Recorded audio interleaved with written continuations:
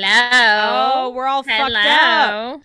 Oh, your cat today. Everything is messed up because of reasons. Everything is very fucked up because of reasons. Hold on. I love that. I'm so smart for But labeling each of these four. Okay. what do you mean? Oh, you labeled all the cameras are labeled as 4. I think it's because they're all the same thing that you Yeah, just that cropped could different be. ways. That could So be. you can't name them different things possibly. Okay, let's do. Oh, Well, I know welcome what we're gonna do. everybody. Thank you for coming to the chat and congratulating us for killing our friends.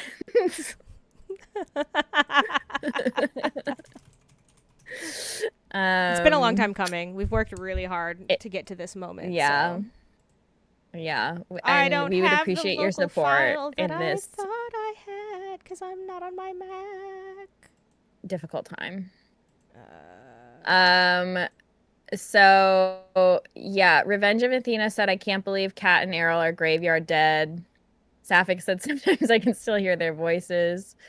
Yeah, we have a lot of podcasts recorded in advance, so I hope you guys enjoy that. But Kitty Kablam said, "Did Kat and Errol at least get to watch the episodes before they perished?" They did not. no, yeah, they That's didn't. that was pretty much our main motivation, is we wanted to Yeah. stop them from being able to see any more Riverdale because we need all the Riverdale for us. Yeah, we were kind of done with letting them have any of it, so Yeah, we kind of need to, and by the end of this episode, there will only be one left, and they will watch all of Riverdale.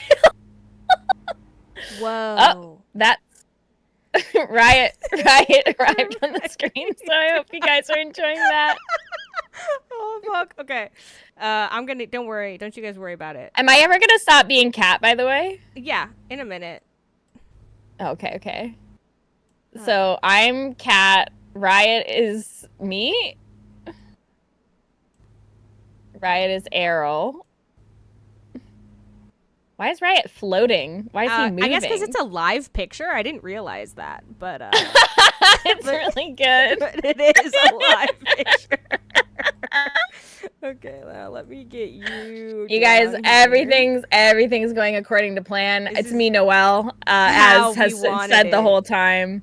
Um, Okay. So let me allow me to welcome you, slightly belatedly, to Riverdale Roulette, which is the show where we watch Riverdale in a random order and try to decipher the plot while making a board of connections, which we have definitely consulted since last time.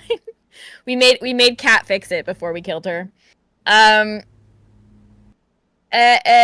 We do want to preserve the sanctity of our sacred ritual, so we would appreciate if you would not put spoilers in the chat as ever. But of course, sometimes like mistakes happen or whatever. But like, just try your best. Oh, good. Okay, a video of Rye. This is what we need. this is what we need. Juniper, are you gonna do this every time we switch screens, bud? Because like we're almost ready to go to the next one. Oh, I guess just for this one. No, you know what? All of them. All of them. I mean, it's so important. Where'd he go though? He ran away to be alone with his ice cream. Bro, he's gone. Oh, you know what? He literally I know what happened. Hold on. That's what happened. Errol and Kat were not able to join us tonight as we killed them. Yeah, we killed them. That's why. So, okay. But the two of us can still introduce ourselves. Mm-hmm. My name is Noelle. I go by she, her pronouns. And after watching this recent episode of Riverdale, last time I felt like it was like a really big day for dads. And today I feel like it's a really sad day for dads. Yeah. I'm Juniper. I go by they, them, or he, him. And I think one thing that I learned from this episode is that you should always carry bear mace with you at all times. Bear mace. Okay. Bear mace. Yeah. I mean, it seems good. Yeah, it's Sapphic important. said double riot, zero Googie. I don't have any of Googie, or I would have put him up here. The only pictures I have on this computer are literally pictures of Riot. And that's the way it should be. I'm loving to see these beautiful. I love especially the one where he's floating like a. I don't know why it's like that. His head's just like asleep. He's like asleep with his head in a plate too, which is like. Oh, that's cute. It's pretty good. That's pretty cute. Well, now that you've gotten this screen already, I wonder if we could look at the board. Do you want to go to the next one? Yeah, for sure. Is it ready to go? Oh, it's perfect. It's perfect. It's perfect. It's perfect, so you don't need to worry about that. You don't need to worry about that. And I'm not worried. And I said I'm not worried. Oopsies, I just pasted it twice. Oops, there's two. You know what? That's okay. He can be. We'll just have two. That's not. This is really high priority, and I didn't even want to see the board. Yeah, to be I don't honest, think you should see the board at all. I think the board is useless to you. I think this is really what matters. Okay. Yeah, I mean, so like as previously decided, we fill out a board of connections and information as we go, in order to try and like sort out kind of just I don't know, like fucking whatever's going on. I don't know. I'm like so I don't after watching the episode I watched, I'm just like I'm like pissed off. I don't know. Anyway. So, but Kat is the one that filled in our information from last time. Mm-hmm. So it'll be a fun surprise for us to find out what she put on there. As soon as the board arrives, which I know it's on its way, it's so close. It should be here. It should just go automatically. Hold on, let me see what's going on with it. Oh, that's the problem. Okay, hold on. Oh, there's a humming noise? It might be my AC. I can turn that off if it's too untenable. Oh, hi, Bean. Okay. Welcome, everyone. All right, the board has arrived. Juniper, if you could take us through some of the newer stuff that was added, if you can find some things. There's like a lot. So let's see. Okay.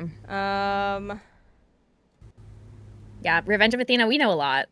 Look at how much we know. Yeah, we know quite a bit. Let's see. Okay, that was one of the first episodes we watched. Oh, I don't know. Let's see what's going on here.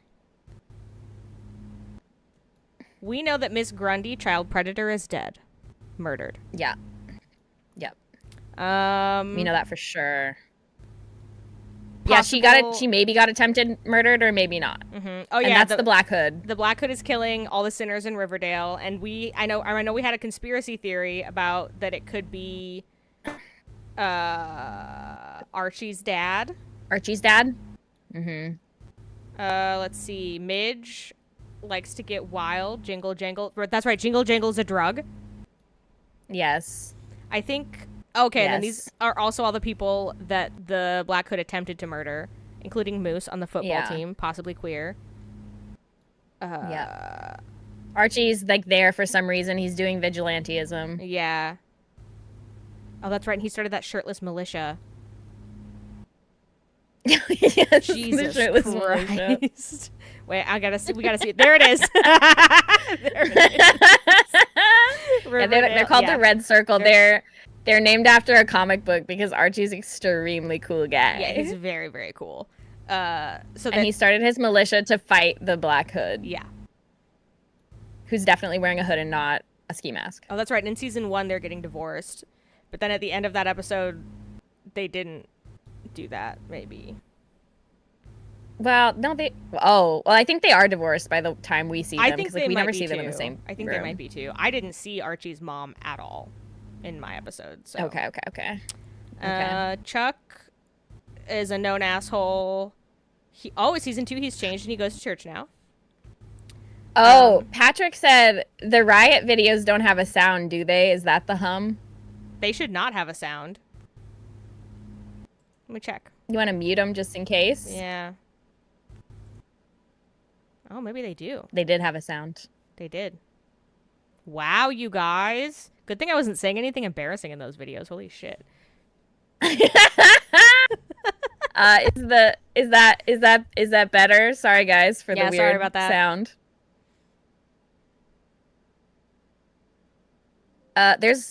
Oh no, you clicked mute on Yeah, it. they're muted, so they should be gone.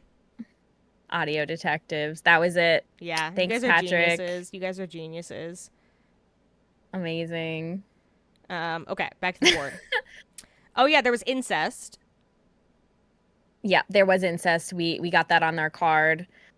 Jason Blossom is, I don't know, maybe related or not related. Farm.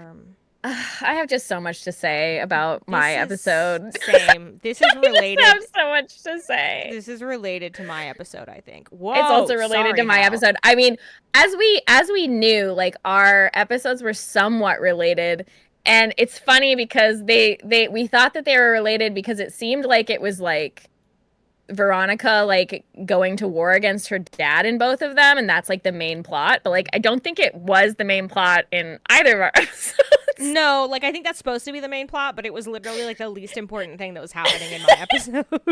And then they're just like doing other shit. Okay, this is really important, you guys. This is so fucking important. This is so important. We talked about Smithers last time. He's like Veronica's doorman or whatever. He is the actor that plays Colonel Mayborn on Stargate SG-1. Yes, he is! And Juniper did not realize where they knew him from. Mm-hmm. And I was looking at his picture later, and I like had an out-of-body experience. If you know, you know. If you know, you know. I think we need to add. Okay, here's what I think. Okay.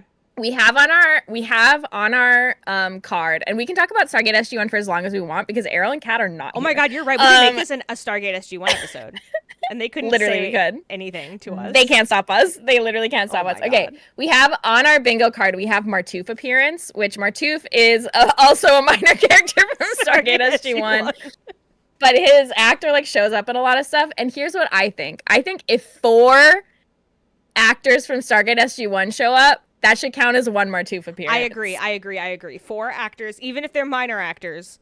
Yes. Like, I think we need to put, and I mean, and they might, because these are 2 of the many long-running TV shows that are filmed in Vancouver, Canada. Yes. And all have the same fucking actors. Yeah. And the same. Honestly, I think it's Pacific really forest. likely that we're going to run into more Stargate characters. So we have 1/4 of Martouf appearance right now. 1/4 of Martouf is here. And honestly, Martouf himself, the man, might show up. And if he shows up, I'll take my shirt off. Yes! Hell yeah! All right. So get ready for that. Get ready. Noelle, do you want to go first or should I go first? I think okay, so earlier I was posting the announcement in like the Discord and I saw somebody be like, "Oh my God, like that season 3 episode, like I don't know what to do." So I'm tempted to have you go first, you go last. Oh, yeah. But I think we should go in especially because these are so connected. I think we should go in chronological order as ever. Okay. Yeah. So that would mean you'd go first. Okay, I'll go first then, and it is a lot. It's a whole lot. So get ready. Yeah. So Juniper watched season 3, which have we seen a few season 3 episodes, or did we see season 2 episodes? Season 2, I think. Season 2, I believe. Yeah. So we're now into season 3. Oh shit. And this episode was called No Exit. Yep. Hold on. And it's so important. Nope, that's not the board. Brother, that's not the board. Tell you what. We're also like not on there. Oh. What's you guys going on? Don't worry about it. What's happening? Don't worry about What's going on? Nobody worry about anything. Riot is the only one. Riot is the only one who's a member of this podcast. Oh no. Wait, what the fuck? It's Riot only. It's Riot only. What happened? Why did that happen? Oh, you know what? I know why that happened. Hold on. I can fix it. It's Okay, because it's fixed. nothing can be covering this window. Oh, that's right. Yeah, and if something is covering it, then it like gets really angry and it hates us. Yeah, that's right. That's right. Okay. Fully outside, Juniper is in control. We have nothing to worry about. You guys do not have to worry at all. You do not have to worry. We have 1/4 of Martouf along with us. I'm holding a small spatula, and I just realized that. I don't know. There's nothing to worry about. And the stream is fine. And like, we're going to be okay. There are no problems. We wanted it to be this way, and that's why we killed Captain. This was on purpose. Because it was all on purpose. And you can take that to the bank. You can take it to the bank. All right. Team Only Me. Season 3, episode 9. Yes. No exit.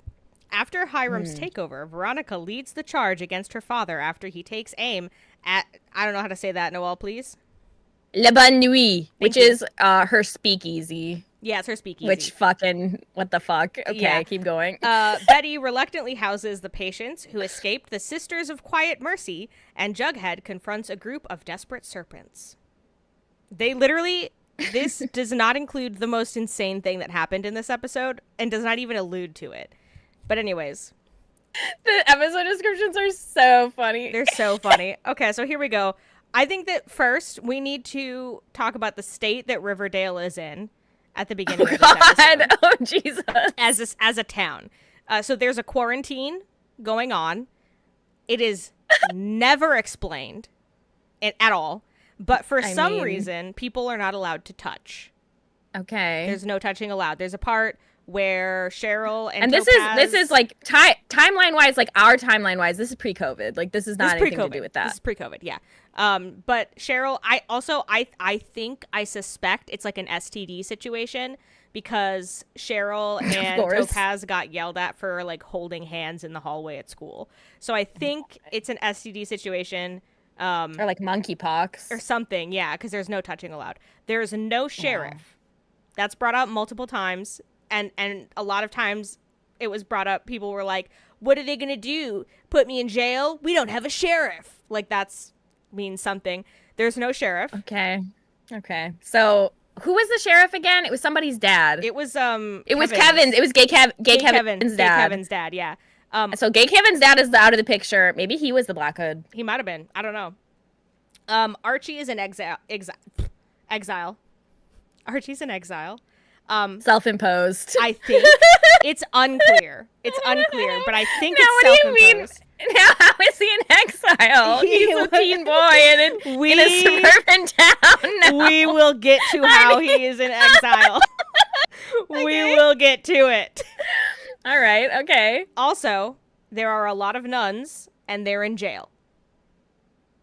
I mean, it's where they belong. It's where they belong. Okay, let's continue. So, Veronica's running a speakeasy to protest the quarantine. COVID is spreading like wildfire. Everybody is kissing. They are kissing like crazy. Josie is also the beautiful singer, and she does an amazing job. Oh, wow. Also... God, this show's fucking dark. I know. Literally, all of these are going to be like this. Oh, shit. You guys can't see. I know. Mine are also like this. It's so crazy. Hold on. It's so important that you can see my captions. There you go. Okay. Whoa. Wow. Yeah, so Cheryl and Topaz have been robbing people just for like no reason, I guess. And the first scene that they're introduced doing this in, they dump all their money out on the bed and then they have sex on top of the money on top of the bed. Hell yeah. It's pretty cool. Maybe Cheryl's involved with the serpents or something? She is. Yeah, she's a serpent. Oh, she is. Cheryl is now too? Yeah, okay, Cheryl is, yeah. They both are. Both of them are. Well, yeah, I knew Topaz was, but... All these children are camped out in Betty's living room because they were being tortured and given drugs by some nuns who bought the drugs from Veronica's dad. Also, they think that Betty is a Griffin Queen who saved them from the evil Gargoyle King, and she is very much feeding into their group psychosis. So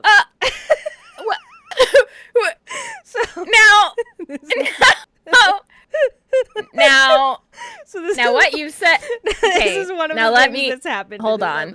Okay, so the nuns. One. Yeah. The nuns were torturing and giving drugs to the children, and now all the nuns are in jail. Yes. So now all the children have to stay at Betty's house. Yes. And the children, in a Yellow Jackets type fashion, believe that she is a Griffin Queen. Yes. And have made her their cult leader. Yes. And she, like in Yellow Jackets, is like, yes, that's true, and let's get into it. Yes. She's basically using their belief that she is this Griffin Queen to like keep them from like running away or whatever. I don't know. But like there's a whole part where her mom is like, I can't remember what her mom is saying, but she says something to her and Betty is like, Mom, I'm their Griffin Queen. Like it's like a whole thing. Mom, Mom, like I'm the Griffin Queen. Daddy, like, I'm their Griffin Queen. I love him. It's crazy. It is literally insane. And I don't know, like, oh, also who else was there? There was somebody, I think Betty was also with the nuns at one point, but she just isn't crazy for some reason. Okay. She was given, like, I don't know. Oh. All right. We got to move on. There's a lot. Okay. So continuing on, Betty finds drugs. No. Amongst the tortured children's things. And the tortured child tells her a serpent sold them to him. And that serpent is this guy. I don't remember his name. And he sold the drugs because his mom is dying. And he was too ashamed to tell anybody that his mom was dying. Like, man ashamed of his terminally ill. Like, literally, that was his vibe, and it was so stupid. Oh, his name is Fangs. Thank you, Revenge of Athena. Fangs. Okay. Yeah. And then this is Jughead, and he sat in, like, this stupid little chair, and while he talked and gave his presentation to all the rest of the serpents, and he was like, we can't do drugs, and we can't do crime. And then everybody was like, we're a gang. Like, what do we do then? And he was like, I don't know. And that was, like, kind of the end of that. Isn't the serpent's whole thing that they don't sell drugs? Yeah, but they also aren't allowed to do crime. So what? So what do they do then? Exactly. Let's keep going. Exactly. Let's move on. And then after that, Cheryl was like, I think that's pretty ridic. And it was the stupidest thing I'd ever heard in my life. I'm obsessed with Cheryl. I love Cheryl. Okay.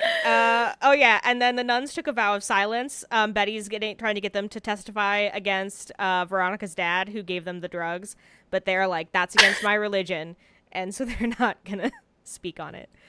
Okay. And here we go. Get ready for this. Okay. Exile.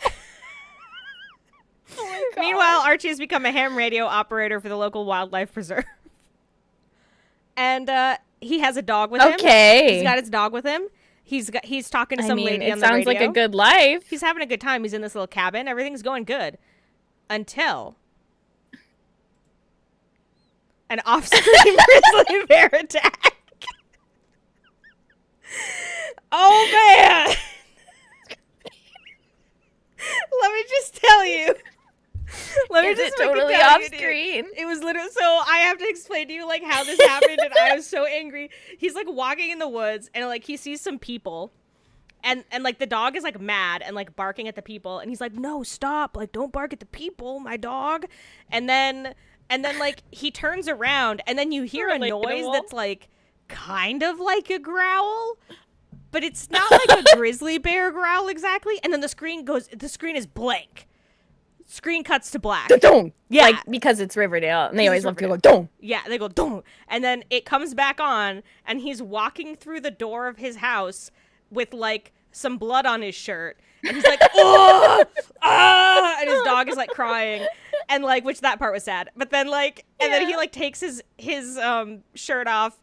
And these are his grizzly bear attack wounds, which, like, I don't know. How did he survive? I don't know how many nature documentaries you guys watch, but I watch quite a few.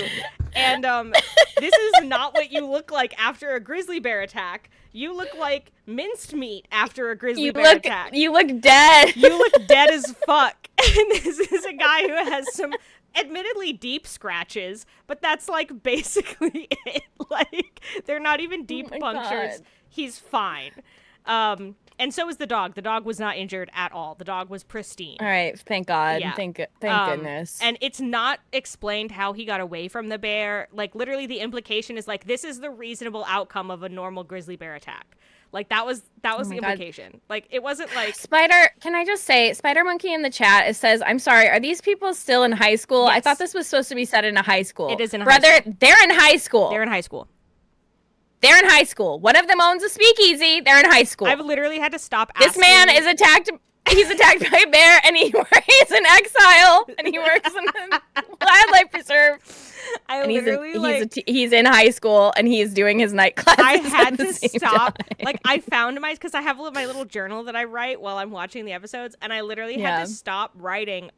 Aren't these I just kept, you'll see all over it, just like high school question mark and I've like had to stop because like it just keeps happening and I need to get a grip. I know, grip, like at dude. this point, like we have to get a grip. Like it's just like the life can happen to us, but we need to choose how we react. Exactly. So and I have to stop reacting by saying high school. I've made my peace with it, and now I understand that he was attacked by a grizzly bear off screen, and that's just how it is. Yes. And I'm ready to move on. Okay, let's continue. So and then he bandaged himself. This is a lot. So There's a lot to look at. There's a lot that goes on. He took his shirt off, and he pulled this bottle out of the cabinet. And this from somewhere, and he put this in his mouth, and then he poured this all over his wounds. This is gonna be me when Martouf comes on the show. Literally, I know, dude. I fucking know. And then it's very close, but then this is the bandage that he used previously in his mouth. Here it is. And then I think I didn't put this. Hello? Sorry. I moved on too fast. I didn't add this slide, but Archie also put his shirt back on because he didn't put anything over the wounds on his arm, just the one on his chest. And then he put his shirt back on, and then he laid down. We've all had a lot of fun talking about the wound care, but I need you to tell me what I'm looking at. So this is a guy, and he keeps attacking Veronica's employees. And he's from her dad's gang. It's a whole thing, and it, like I said, it doesn't matter. Except this is just what they look like.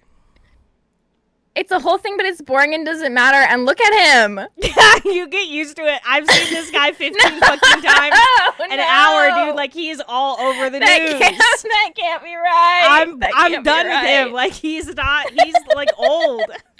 It's nothing. Oh my. All right, fine. Like, whatever. Like, let's talk more about the wound care then. No, the wound care's over. So this is Cheryl's extremely cool grandma. Betty is tired of having all of these children in her house because they're a lot, and also they're starting to not trust her anymore because she lied to them about something, and so now they don't believe her, and she doesn't like that, so she's like, they gotta go. Yeah. And this is Cheryl's cool grandma, and like this is like her rocking chair wheelchair that she's sitting in the background, by the way. Like, she's super cool, and she's blind. Oh, she's a wheel. Yeah, she's the coolest ever. And she's like, I'll take in the kids. I've taken in a million kids. Except Betty goes home to tell her mom that Cheryl's cool grandma's gonna take in the kids, and then her mom looks like this. and says that she has sent all of the children to a place called the farm. Uh-oh. Yeah. The farm's going to come up in my episode. I've heard about the farm. Yeah. And so then after... Oh, no. After that, Betty goes to the jail because she's like, the nuns, bro. And the nuns have escaped. And also... And content warning, I guess. Content warning. Sorry, guys. Yeah, content warning. Also, I mean, like, it's Riverdale. I don't know. No, also, content warning is like, it's Riverdale. Like, it's Riverdale, like, content warning.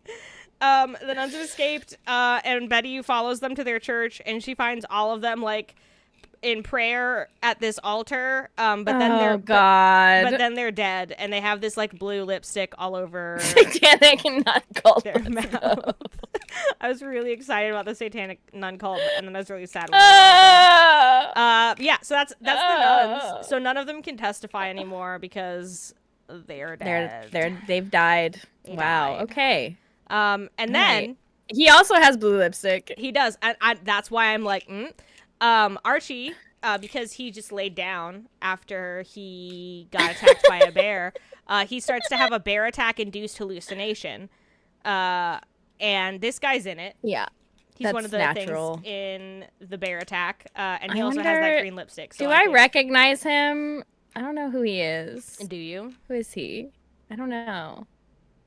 I'm just thinking about it. Like, have we seen him before? Do we know him? I don't think I have.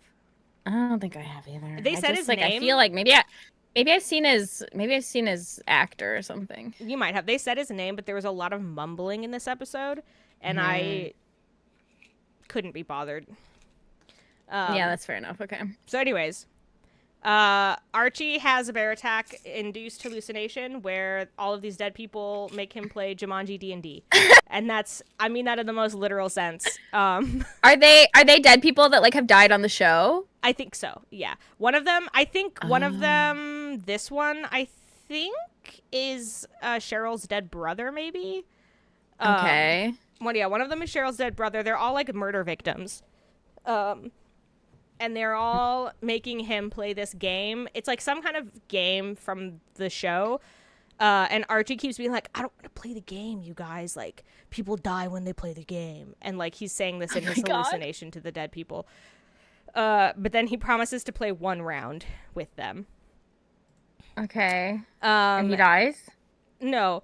The knife got covered up. Anyways, basically every round he plays 3 rounds, and in every round he literally just has to kill somebody. so he's the killer of the killer victims. Of the killers. So like it's basically like the first round he like kills the guy in the black hood, and then the second round he kills Veronica's dad. And then in the third round Archie has to kill a bunch of people in his hallucination, including himself. Oh my God, Jesus Christ! Okay. Then we get this really prolonged scene of Archie in his dark ass fucking bedroom, standing over himself with a baseball bat. And like he's like prepared to attack himself, and his dad opens the door and is like, "Don't do it, Archie, please. Like, you don't have to do it. It doesn't have to be like this, Archie. Stop. Don't hurt yourself, my boy." And Archie's like, "I have to get rid of the bad parts of me, Pa. The weak parts. I did this. I let all this happen. It's my fault." And his dad's like, "Don't do it, Archie. No. Like, this ain't gonna solve anything. It's not gonna fix you." But then Archie does kill himself, and there's, like, really uplifting orchestral music that plays in the background afterwards. And he's got, like, a single tear coming down his cheek. Oh my God, okay. And then he dies in real life. Okay. And then he actually dies? I mean, it's like, I know he doesn't because it's only season 3, but like it's extremely heavily implied. And like he's fucking looking like this and he's a non-responsive. That's on our bingo card. It literally, it's on our bingo card. And so he dies in real life. And that's and the episode ends. And I also want you guys to look at down here when I took this screenshot. I had just taken the screenshot of the dead nun, so she is in the corner down here as well. Oh, here. Oh my Wait, God. You guys can't see it because this is all. Wow. There she is. Olivia in the chat says the writers went on an ayahuasca retreat and they had a really bad time. They literally... That's how it feels every time I watch an episode of this fucking show, though. Same. It's like... okay. There's not really any way to sort through it, I would say. No, it can't be sorted through. All right. That's your whole episode? Yeah, that was it. I mean, okay, so there was this other, like, Wow. there were some side plots that I, like, completely left out because I thought they were boring and stupid. So I'll do the rundown on those really quick. Yeah. There's the side plot. Let me, how do I get out of here? Oh. How do you get out of here? Tell me about the side plot. How do I, oh, God, okay. So, you want to know about these guys? Yeah. Basically, like, Veronica's in this, like, war with her dad, and she's, like, getting attacked by these guys. Like, they attack, like, Josie. They chase her into her apartment and, like, bang on her door. And Josie's like, I'm gonna quit if you don't fix this bullshit, because, like, I'm not gonna stand for that. And why is Josie just, like, getting stalked all the time? I don't know, dude. I don't fucking know. And Veronica's like, I'll fix it. Like, don't worry. And then she talks to her dad, and her dad's like, I'll get them to stop harassing you if you give me, like, 10% of the cut from your speakeasy, which is, like, an insane thing for a father to say. And then Veronica's like, you got it, but 5% or whatever. And then he's like, no way. And then Bro, she's what like, the hell is going on with Veronica's dad? It's I got more to crazy. say about him, but, like, what the hell? Basically, like, she fudges her books and gives them to her, and then, like, or gives them to him, and then he, like, finds out that she fudged her books, and then he gets mad at her, and then he keeps attacking people, and then fucking Cheryl and Topaz steal this egg that was, like, her mom's special egg. And then her dad is, like, really mad about it. And then, and then they also, do I have this? It makes perfect sense. Still on here? Hold on. She, like, Cheryl, like, when she robs him. Yeah. She leaves a calling card because she's like, I'm feeling like crazy. I'm feeling spicy. I'm feeling wild. I feel like I just don't care, and I'll take any risks that I can. And so she leaves. Yeah. He has this picture. Hold on, I think it'll pop up in a minute. He has this picture of himself in his house, and she kisses it. And oh boy. So he knows that it was her, that it was Cheryl, and then. Boy. I don't know. Like, it's like a whole thing. And then she brokers a deal with Jughead to get the serpents to protect the speakeasy instead of her dad. And then her dad's like, oh my God. And, like, that's that's okay. That's what that's all about. And it's, like, so dumb and boring. And, like, I didn't care at all because, like literally, like, fucking this was happening on the side. And, like, how could I give a shit about anything else that was going on? Juniper, and then, like, this was happening. I just want to say, like, I think it's crazy that there were, like, 5 different subplots that you made no slides about, and you made 3 slides of Archie treating because look at him. He looks so stupid. He put his future wound bandage in his mouth. You're absolutely crazy. How could I not? Anyways, right, well, that's what happened. That's what happened in my episode. Are you ready to go, Noelle? I'm ready. Okay. I'm extreme. I've never been more ready. All right, so, I watched exactly one season later. And once again, my episode description is about Veronica and her dad, Hiram. And that's, like, not what the fucking episode is about. Like, it's like there's a tiny bit about that, but, like, hardly at all. So the description was, after declaring war on Hiram, Veronica enlists a secret weapon. Elsewhere, Jughead's search for his grandfather leads to more questions than answers.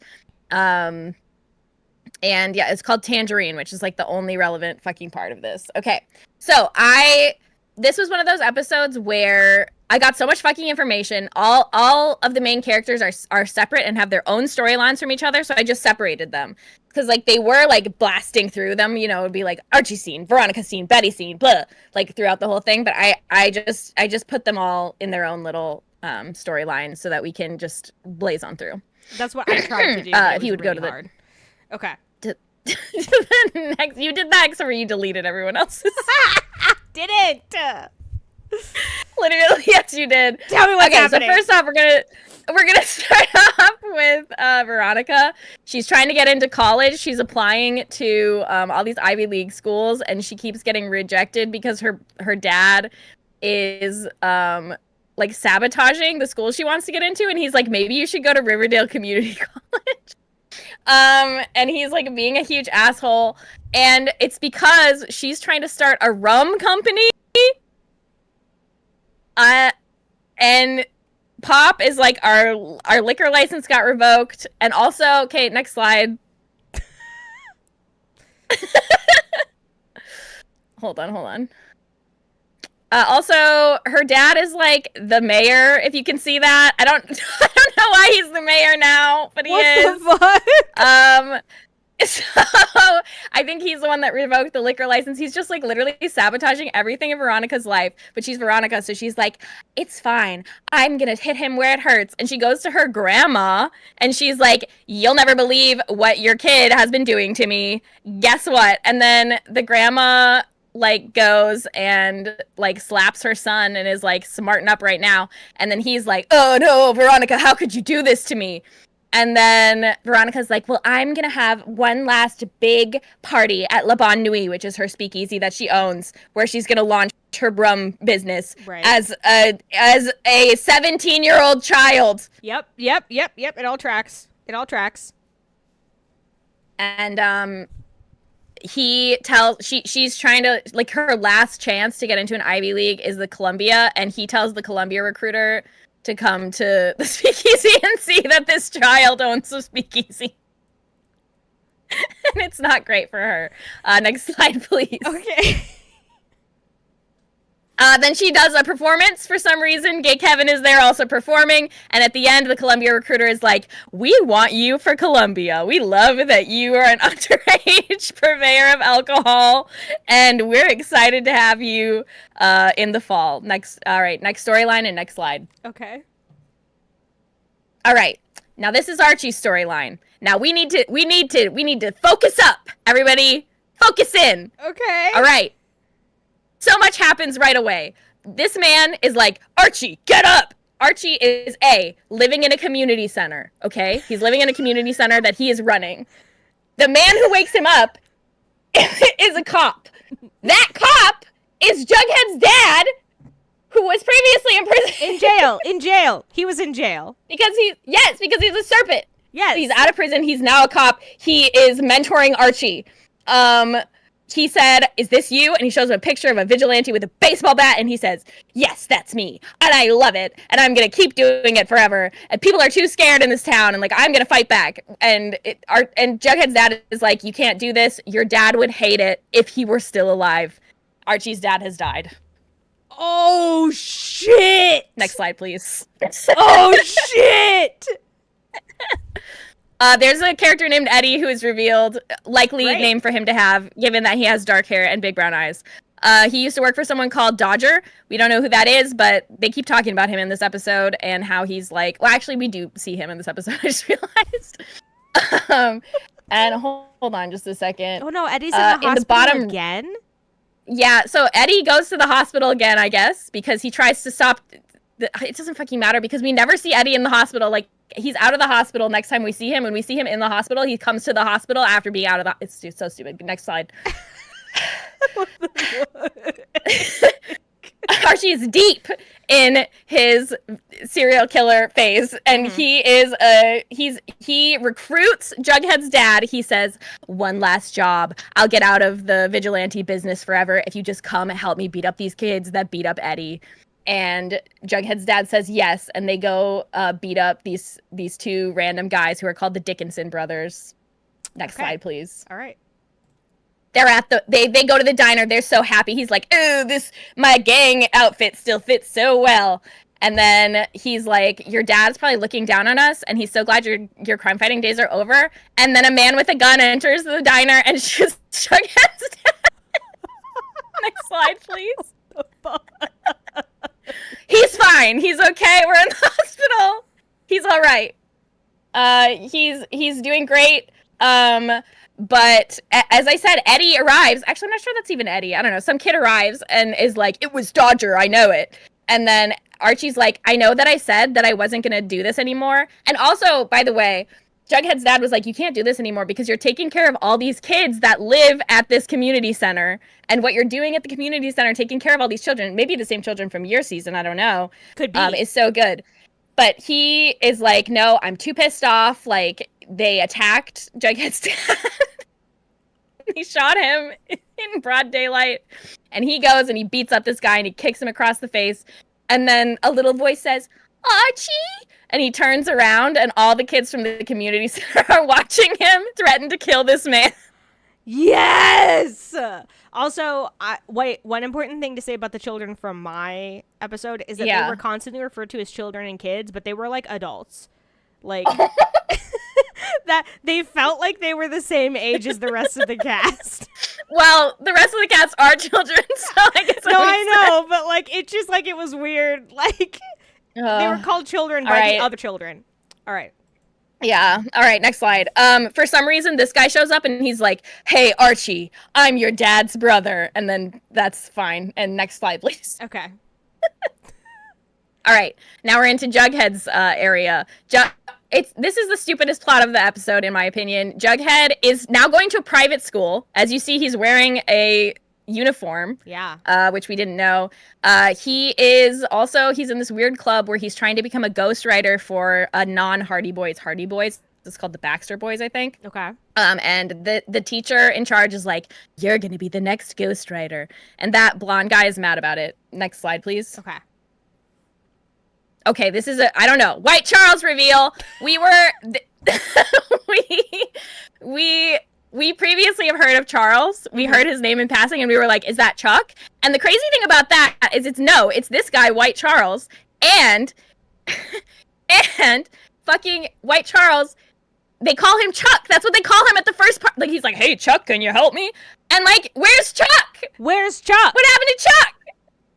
Who's this White Charles who's replaced Chuck? Anyway, so then they say these insane words. "So you want me to use my FBI resources to track down our grandfather." So these two are related and somehow. I have a theory as to how they're related, and it's gonna blow your Okay. mind. Okay. Next slide, please. Yeah, he finds his grandpa, and his grandpa's like, "Nah, none of that was like as fucking dramatic as he thought it was, but yeah, I'm your grandpa." And he is burning out at Stonewall because he was throwing so many bricks. Next slide, please. Okay. Okay, so suddenly Jughead is like, "I'm signing my contract," and then he gets this note under the door that's like, "Get to the woods immediately." And all the people from the club at the beginning are now in the woods. They're dressed like they're going to Hogwarts. There's torches everywhere, tiki-ass torches, and this woman has like a skull, and another man has a rock, and they're like, "Evening, Forsyth. Welcome to the initiation." Next slide, please. It's an initiation.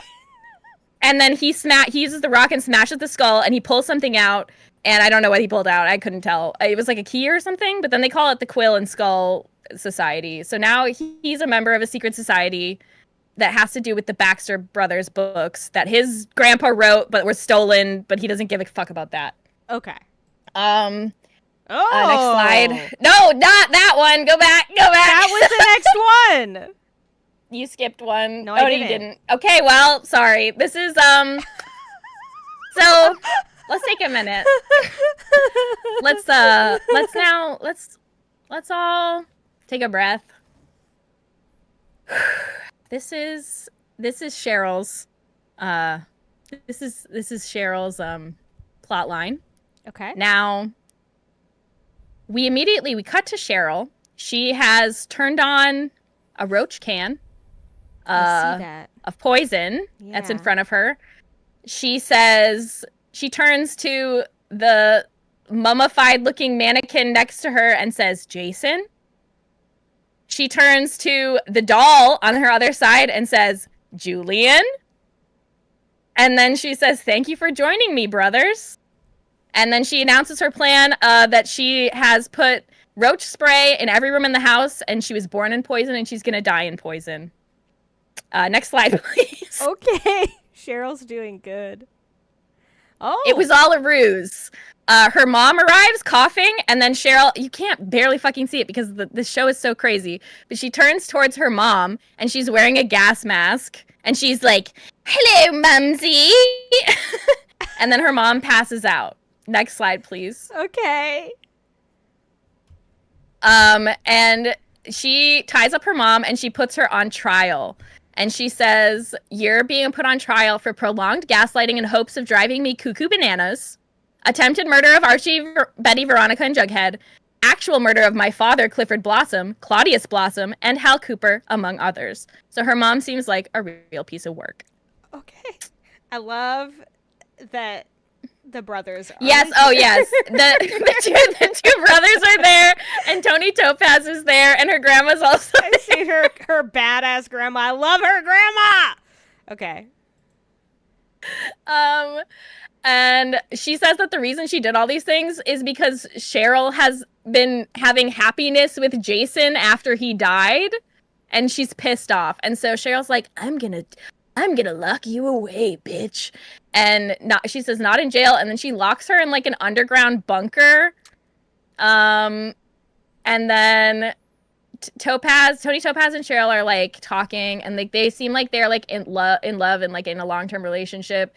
And Cheryl says, I think it's finally time to bury Jason. Give Jason the burial that he always deserves. So I'm thinking that mannequin is a fucking mummy, and that's fucking Jason. That's Jason. As far as I know, that's Jason. That can't.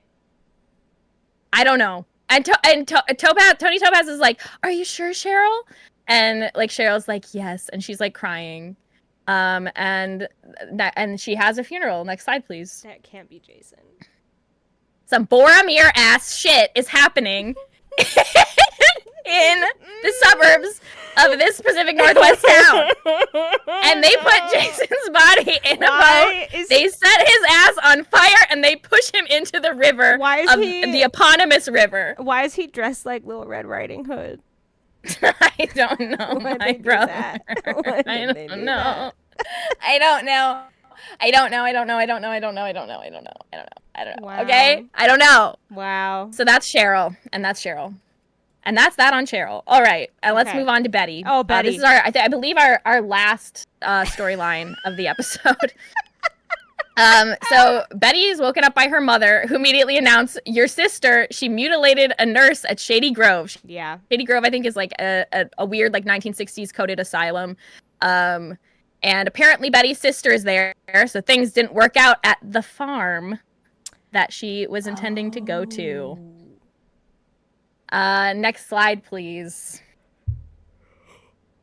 Okay, now let's get into it. Now take a minute, and let's look at who's around the table at the Betty household. Betty's mom. And who else? Jughead's dad. And who else? Jughead's blonde brother. What? Jughead doesn't have a brother? I think that Jughead and Betty share a brother. And it's White Charles. Because their parents are in love. Their parents are deeply in love. Noelle. I know. Because they're dating. I don't know that they are in this episode because they like I've not seen them together at all. They so I think have dated, and because I forgot to they've mention been dated. Yeah, that in my episode, Jughead was like asleep in Betty's bed, and in the middle of the night, he woke up because the children were having a nightmare about. Well, I can only assume the fact that I can only assume the fact that they share a half brother broke them up. I can't wait for that. I can't wait for that. But that's like not even like this is all just me being like, now who's at the table here? They're not even acknowledging it. Like this is old news to them. Clearly, like they are. This is like, they're just trying to. Yeah, they're just trying to talk about like what happened with her sister, who just tried to kill a nurse. Right. And so they like watch a video of it, and then White Charles is like, the nurse that Polly disfigured, her name was Betty. Next slide, please. The sister's here. She just is like, I can't remember anything. Like they keep telling me that I tried to kill this nurse named Betty, but like you have to believe me, like I don't remember it. I don't think I did it. But that we know she did because we saw like, well, we didn't see it, but Betty watched like the footage. Okay. Next slide, please. Okay. Okay, so her sister received a call just prior to doing this thing. And then next slide, please. Sorry, I would have cut this down, but I didn't have time to. And then they receive a call, and her mom tries to kill her. And while Betty is like being threatened with a knife, she's like, "You're acting like you're hypnotized." And then she claps her hands, and then her mom snaps out of it. And she's like, "What? Did we get a phone call?" And then Betty starts going into exposition mode, and she's like, "Who do we know that uses auditory cues and hypnotism to make people do stuff? The farm." So Edgar, who I guess was the leader of the farm, is dead, but Evelyn is not dead, and we're gonna see her. Okay. And White Charles and Betty are on the case. So this is Evelyn. She's really hot. And she's like, "Yeah, like I did it, and like they were already hypnotized, and I just had to say their sleeper agent word, and it's tangerine 3 times." And then she tries to say tangerine 3 times to Betty, but then like Betty hangs up the phone, like the prison phone, really fast, so she can't say it. But then immediately in the next scene, White Charles says tangerine to her 3 times. Oh, no. And then like nothing happens at first, but then she goes into this fugue state where she sees her younger self. And we get this reveal that young Betty once killed her cat with a rock. And it's like kind of, I don't know, like maybe she had to do it for some reason, like the cat was in pain. It's like not totally clear. Sure. And then she's like, "When I did that, that's when Dark Betty was born."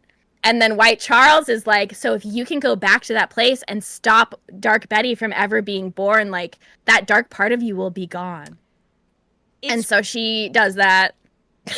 It's still crazy to me that they refer to her as like an alternate identity, and the name is Dark Betty. Like, I know. It's giving strong Betty, Wolf of the Waves. It's giving very much that. It's giving very much that. It's crazy. And so she goes back into her like psychosis, and she takes the rock away from young Betty, and she's like, "You can just go play. Like you don't have to kill the cat." And she's like, "Wow, thanks." And then next slide, please. But Betty is not convinced, and she looks in the mirror and she says to herself, "Tangerine, tangerine, tangerine." And then her mom hears a crash and comes running upstairs. And and Betty's just like, "I just wanted to make sure that like Dark Betty was really dead. And so I had to say it again, but like it was fine." And then her mom turns to the mirror, and the mirror she was looking into is like shattered and broken. Dang. And then this episode pisses me off so much. Please take me to the 4 weeks later.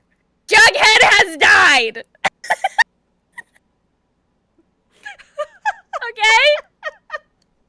Okay? Are you with me? Are we all together? I'm here. I'm in the room with you. All right. Next slide. Archie says he's dead. "What did you do, Betty?" And dum dum, the episode ends. I can't believe both of our episodes ended with like main characters dying. Literally. Like, why is that's so crazy that happened? That's so crazy that happened.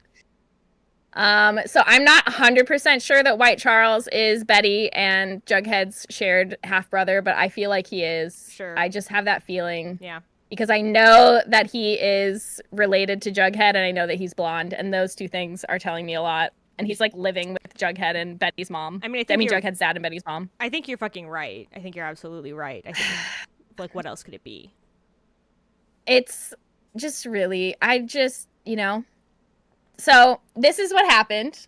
This is my truth. Okay. And that's what I saw on Riverdale. I don't really know what else to say. Where do we go from here? I'm wondering. I think maybe we should go to the bingo board. You're probably right. Okay. I don't know where else. I don't know where else we can go. I don't know where we can really go other than to the bingo board. I have to redo the board. Chat, how are you doing after that? Yeah, how are you guys? How are you feeling? Okay. Yeah. I know that there was sleeper agent activation. They did steal that from us. It's like pretty crazy. It's like pretty crazy what all happened. It was a lot. It was a lot. Like why? Like I can't believe that both of those episodes were fucking framed as Veronica fighting her dad. It had nothing. Oh, that's wrong. Nothing to do with either of those. Like Veronica was not. She was barely even fighting him in my episode, and it was like she declared war on him. Like what the fuck? It was crazy. Oh, we got Satan. Yes. Oh Patrick. yeah, we got Satan too. Patrick, you're a genius. Okay, hold on. I gotta mark Satan's Archie gotta dies. go on there. Archie dies. Satan. We got Satan for sure. Hold on. I need to look on my own board because I can't fucking see what you're looking at. Brainwashing cult recovery. There's, I think yes. I think yes too. Because like that's clearly what's happening. It's clearly what's going on. They didn't specifically name it, but like that's what was going on. Oh, and there was biblical imagery. There was, dude. We are covering so much fucking. This is a lot. This is a lot, dude. Oh my god. Did Betty drink any blood in your episode? No. Amazingly, okay, no. Thank God. Let's see. We still haven't gotten a murderer reveal, which is pretty crazy. Yeah, that is nuts, actually. I don't think it quite counts as witchcraft, right?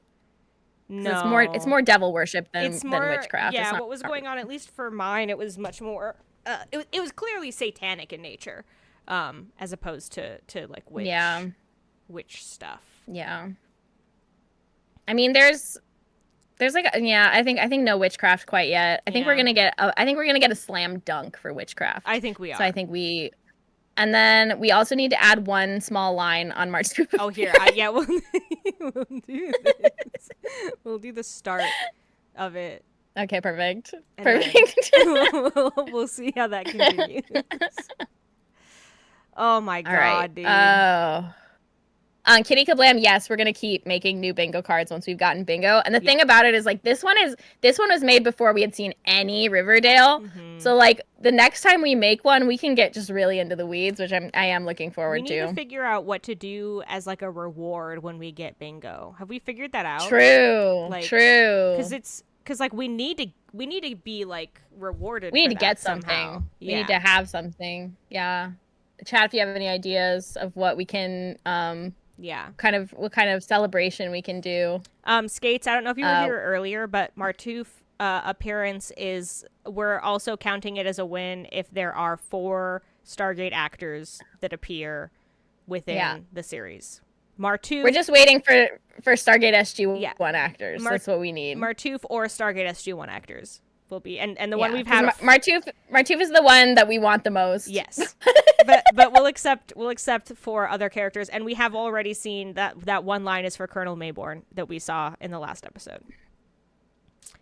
Skates, I think we go until we get bingo, because I don't think we're gonna have it be full. I mean, maybe we would. Maybe, but I think until bingo, and we could carry over the ones that we haven't hit yet if we want to. Yeah, like ones. Yeah, if we want to. Yeah, for sure.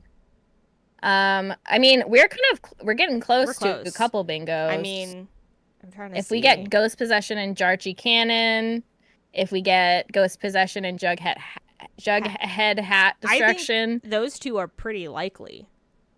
If we get Murderer Reveal and Veronica committing vehicular manslaughter. Yes. Also likely, I think. Yeah, if we get Only One Bed and Martouf appearance. Also potentially likely. Yeah. Mm-hmm. Anything could happen, you guys. There's a lot of anything could happen. Patrick, do you think that there was a murderer revealed? Because, like, I don't know that we know any murderers yet, do we? Like, I mean I Unless guess you we count. haven't had a murderer reveal. Like I feel like we need to have like the moment where everybody Yeah. realizes this is the murderer. Yeah. Like even if we realize it's the murderer because of context clues, that's not That the doesn't same in count. my Yeah, opinion. I agree. I agree. Because, like, we're going to get that eventually no matter what. That's, like, kind of a guaranteed, like, it's a guaranteed win. It's just a Yeah, matter of that's time. true, Patrick. Like Mom Trial was kind of a murder reveal, but that's more of like revealing a character as a murderer than a murderer reveal. If that makes sense. I guess so. Eh, um okay, well, I'm feeling great I about our feel bingo good. board. I feel good. I think we can move on to updating our top and bottom three characters. Yeah, I think you're right. Okay. Um, oops. Okay. Let me get over here. I mean, it's pretty strong right now. I think we need to put Cheryl at the top At of top? top three characters. She was Yeah. pretty good. She was really good Especially in my in your Like, it was episode, like so much. In your episode, she was amazing. So yeah, I Yeah. agree. I think that's accurate. I'm fine with Dark Betty still being on the list, though, honestly, because Dark Betty is very intriguing to me because it seems like she's a legit murderer. I think I would like to put Cheryl's grandma as a number 3. Okay. Just All right. I can deal with that. Cheryl grandma. I think she's really cool. All right. I only saw her in the background. Bottom three characters, I'm still good with Betty being Number 1, yeah. Honestly, same, yeah, cuz like she was very like I don't know. She killed a cat in my episode. Yeah, she killed a cat in your episode, and she also like gaslit a bunch of children who are having group psychosis in my episode.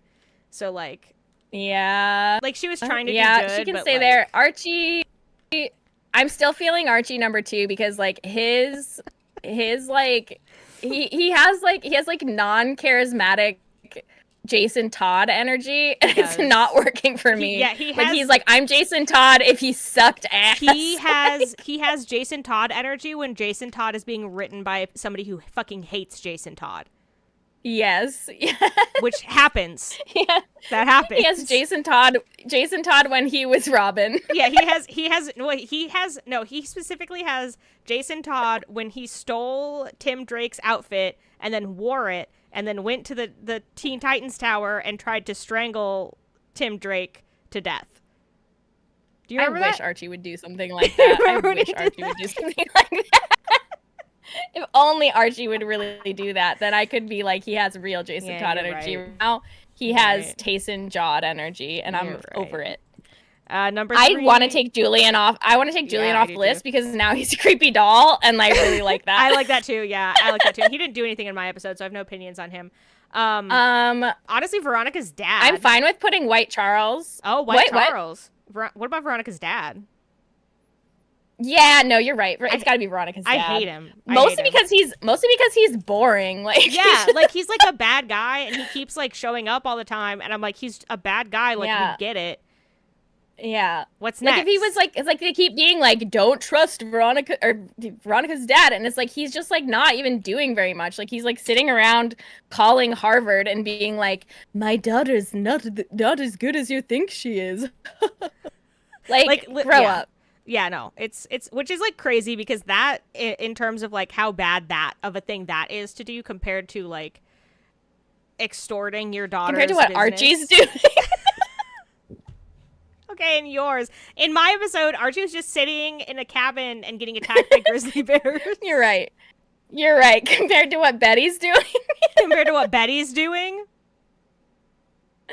Like, literally grow up. Yeah, all right. Grow up. Anyways, his name is Hiram, by the way. Yeah, I just have to mention that because I have to remember it. But we can leave him as Veronica's dad. Like, that's his much name more is evocative. Hiram, or the what else did they call him in my episode? They called him like the man in black or something, and then like some other the Goblin King or something like that. Like he's got some names.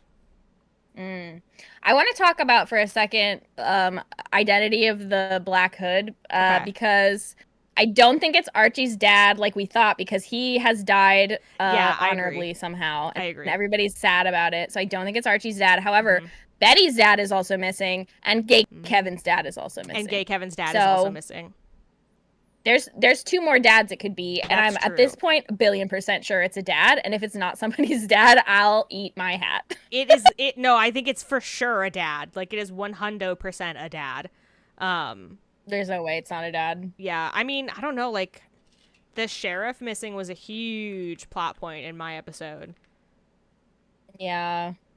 And they don't talk about it like, damn, we missed the sheriff. They're just like, there's no sheriff in this Yeah, town. they're not like, oh, poor Kevin's dad. Like, where is he? They're literally just like, the sheriff's gone, so like, what of it? And then there's a lot of like, it's implied that like Archie feels responsible for like allowing the murders to happen somehow. Like, it's so unclear like why he blames himself, but like he does for I some mean, reason. yeah. But I don't know. Honestly, my number one suspect is Betty's dad, though, because he's not been like, because like in the episode that I watched, Kevin's dad was a suspect. And in a show like Riverdale, I feel like being a suspect makes you not a suspect. That is true. That is true. I don't know. I don't know. That's right. I'm They not also sure. Maybe yes, sorry. Revenge of Athena said they also call Archie the Red Paladin. Literally, they had so many fucking nicknames for people in my episode. I was furious. What is with this show? It was so dumb. Blake, welcome. They're covered with dogs because we killed Kat and Errol. Yeah. And we replaced them with Riot twice. Yep. That's the reason. Thanks, Emmy. Thanks for the updates, guys. All right. Well, I think we've just really covered it. I think we have to. I think that's it. That's Riverdale in a nutshell. That's pretty much. I think that's pretty much it. I just like the thing. My actual takeaway from this episode is that like, yeah, it's like like in a normal show, someone getting attacked by a grizzly bear would be like a thing that stays with them for the rest of the series, right? Like it's always like, oh, remember that time that Archie got attacked and died because of a grizzly bear that attacked him in the woods. But like it seems to be non-consequential, and the fact that like not even a season later, like Jughead's dad gets shot in broad daylight and it's like not notable. It's just like, yeah, it's not like he's okay, he's gonna make it. Like I think all of the characters have to die at some point based on that logic. Like I feel like we're gonna see every single character get murdered at some point. I do want to say, like, the thing I took away from your episode 2 was also Archie's bear attack. Because I had no other choice. It literally, okay, but here's the thing, though. That actually took up, like, a decent amount of the episode screen time. So was the bear attack. Like, it really was, like, a lot of the episode screen time. The rest of the plot did not feel as important as the fact that Archie got attacked by a bear. And I'm including his post-bear attack hallucinations because those were, like, all part of the bear attack experience. Yeah, like, that's true. That's true. Yeah. So... Patrick in the chat, as the reason for Errol and Kat being gone, said Dark Errol was awakened and Kat is in exile. True. I mean, that's also a potential takeaway that is true. So... Yeah, like, we don't know. Like, anything can happen after death. If there's one thing I know about Riverdale, it's that. Yeah. So, I mean, all right. Also, incredible. Another thing I take away from this is that the more episodes we watch, the more confused I am about the first episode that I watched, where it was the 1950s. And everyone had different personalities, and everyone was also alive. The fact that Julian is just a man in the 1950s. He's just a guy, dude. And he's a little doll. He's just a guy, bro. Like, I don't know what to do. I think we need to move on and we need to spin the wheel. No, I think you're right. And you need to set us up a new screen. Yeah, I do. Oh, jeez. Because that's that's the way it's got to be. Aw, jeez. Okay, wait, hold on.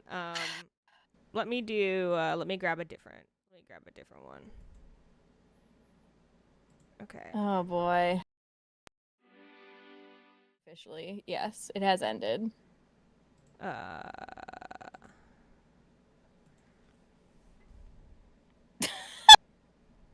Juniper? what? Nothing. You like to just don't Nothing. even I'm just glad to be Cat. I'm just happy to be Cat as ever. you just don't even have to worry about it, dude. I'm not worried, and I wouldn't be worried. I trust you, and I know that you are in complete control. I'm literally in so much control. You don't even And understand. I'm taking my hands off the wheel, and I'm closing my eyes. Good. You should keep your Okay? hands off the wheel. And I will. Good. And I will. Good. So it's not a problem for Good. me. If I see you touch the fucking wheel, like, it's over. Oops. Well, it's not going to be a problem because I literally won't be touching it, and I wouldn't. Good. Whoops. Whoops. Chat, I would love to know, like, how many of you are watching the episodes versus not watching them? Oh yeah, that's a good question. Because I assume it's an interesting experience either way. I think if I were watching this, I would be at least skimming the episodes pre-stream because I'm just curious and can't control my thirst for knowledge in that sense. All right, Skate's not watching. Revenge of Athena watching. Sapphic not watching. Musashi-dan, I'm not. I haven't even attempted. Blake not watching. Bean, I was watching, but not this week. Emmy not. Okay, so most people not. Kitty Kablam is watching, but has already seen the series through. So you're just watching it like out of order with us to vicariously live through our eyes. Patrick just watching the streams. Riverdale is the sheet music, and Riverdale Roulette is the music. Wow. Really good. All right. Cool. This is good to know. And most people are just watching the stream. Okay, that's an interesting perspective. And what do you feel like watching the stream? Like, do you feel like how do you feel? Yeah, like what are your emotions? Like if you look at the stream right now and tell me like what you're feeling. Yeah, like, and especially like after hearing the things that we heard today, like, yeah, how do you feel? What do you think? What, like, just like, let's all check in. Blake trusts us. Bold. Okay. We've been trusted. We're trusted. I mean, and you don't need to trust me. You need to trust Juniper because they're the ones who's steering the ship. Like, I don't even have my hands on the wheel. Filiao says, I feel like it just makes sense. Nice. Spider Monkey said fever dream vibes. Cool. Okay. Cool. Right. Sapphic says, I feel like I've lost brain cells after every episode. Yeah. Reasonable. All right. Kitty Kablam says I'm feeling like the wheel still has all the episodes on it. Yeah, I think it resets every time, so we might have to like figure that out. Well, but I don't know how to figure it out. We just won't figure it out, and then we'll just not watch episodes over again. Okay, well, I hope we remember all the episodes. I already am not, and we've done this only like twice. We'll just check to make sure. I don't know. We'll figure it out. Yeah, I mean, for now we'll do that. We'll hopefully be able to change it later. Yeah. I have a question. Are we gonna keep our same teams for next time? Since I think so, right? Yeah. Like I think we need to have Team Hugjed and Team Unwed Cousin Mothers for Christ. I think they need their time in the sun. I think so too. Okay. And they haven't had it yet. So after we worship the devil and use Satan's magics to do witchcraft and are abducted by aliens, we will bring Kat and Nero back from the dead. Yes. And we will destroy Jughead's hat. Yeah. Okay. That will all happen. And Martouf will be there. And Martouf will be there for sure. And if not Martouf, then 3 other actors from Stargate SG-1. Okay. Exactly. Am I spinning for Unwed Cousin Mothers for Christ? Sure. Okay. Let's do it. So that's you and me. That's us. For next time. That's us for next time. And I will look up the episode when it is select. All right, season 3 again. Mm-hmm. Episode 19. Episode 19. So that's between the episodes that we just watched. So we're gonna get. Oh yeah. We're gonna get interesting. Interesting things. Okay, so this episode is called Fear the Reaper, and if they don't Fear the Reaper in the episode, I will go crazy. And the logline I'm seeing says Betty digs deep and discovers one of the Ever-Nevers plagiarism. Sorry. One of the Ever-Nevers most treasured secrets. That's it? I don't know. I guess That's it? Hold on. Well, I don't think that's the official logline. This is like not giving it to me. Hold on. Let me look up on IMDb. Okay. Oh. This is completely different than what I just read. Hold on now. So this is wait. Tell me the episode again. It was season 3, episode 19. Episode 19.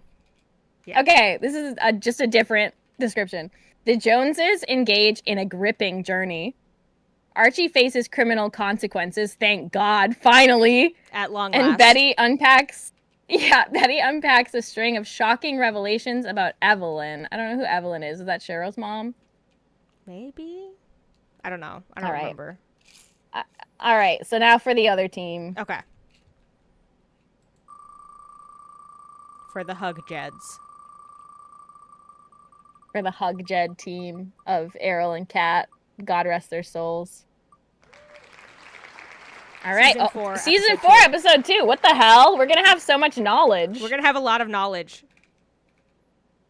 We're going to gain so much knowledge.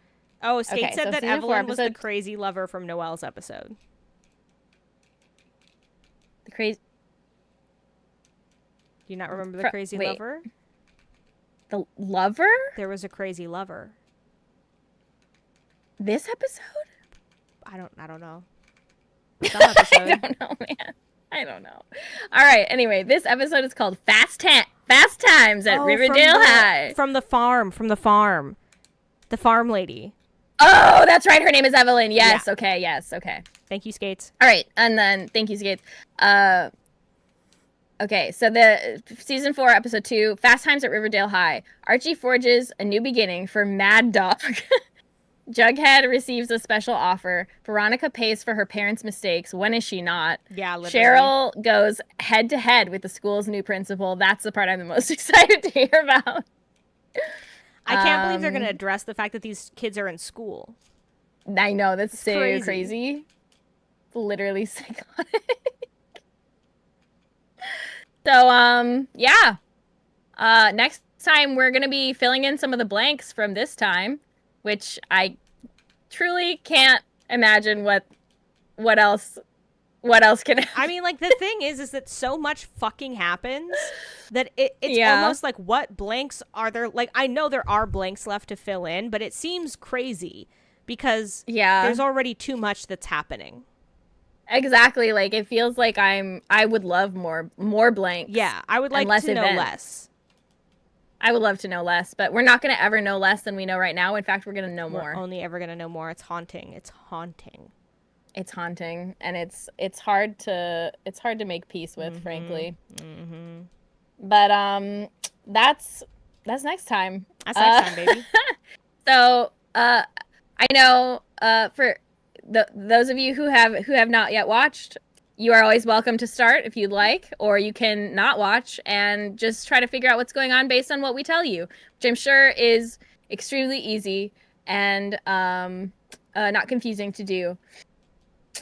We hope you are enjoying though. I think it'll make a lot of sense if you just watch these streams. I think it probably makes more sense if you just. I think so too. Well, I think we cut out a lot of the fluff. The chaff. Yeah, you know? Yeah. Uh-huh.